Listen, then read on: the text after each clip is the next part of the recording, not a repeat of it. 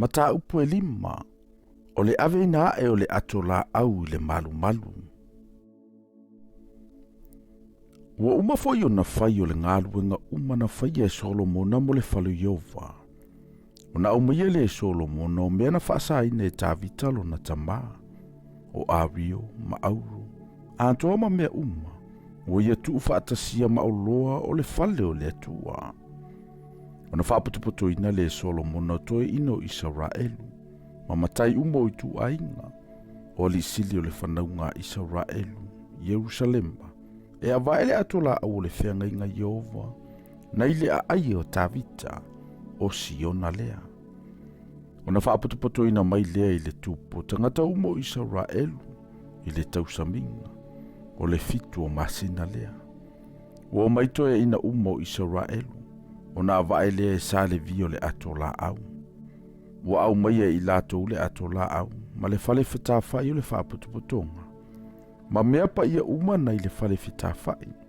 na au maia i lava mea i le au Faitaulanga ma sa le vi. O le tupo Solomona, ma le whaaputuputonga umo Israelu, na whaaputuputo ina mai i ante ia i lumo le atola au.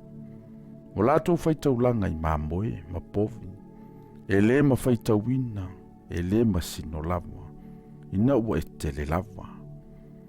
Ua ave le au Faitaulanga le atola au o le Feagaiga Iova i le me tuai, i le me e fetalai mai ai o i le fale,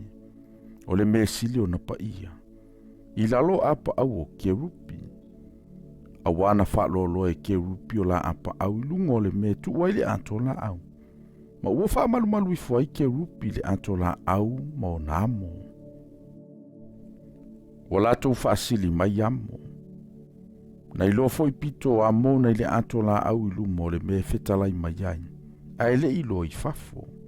o lo i ai uo o i ona ponei, na le iei se me i le atola au, wana o papa e lua na tuwai e mose i horepa,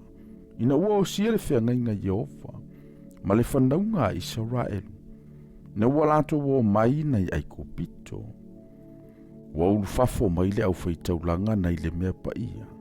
a wasa whapaia ina le au Faitaulanga uma ua iai,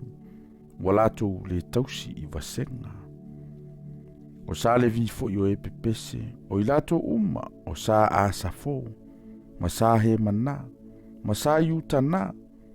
ma o lato watali, ma o lato uso, ua o ofu i ia vavae, ua iaisu me palo, ma na peli, ma kitara, ua tutu i le tu isa sae o le fata Faitaulanga. O fatasi mai lantou le au Faitaulanga e toa se lau ma le toa lua fulu, i lantou o ilipu, o i ilipu mai o pepese, ua peise i o se toa tasi, ua tasi le leo i le vi inga ma le whamanu i a Iova. Ua latou pepese fatasi ma pu, ma su me palo ma la au pese, vivi atu ai i a Iova, o lo whape atu, a wae lelei o ia, a wae whavavau lava lo na alofa, o na tumu ai leo le fale leao, o le fale lava o Iova. Ua le mawhai ai le au Faitaulanga o na tutue au auna o no leao, a wana tumu ai le fale o le atua i le pupula o Iova.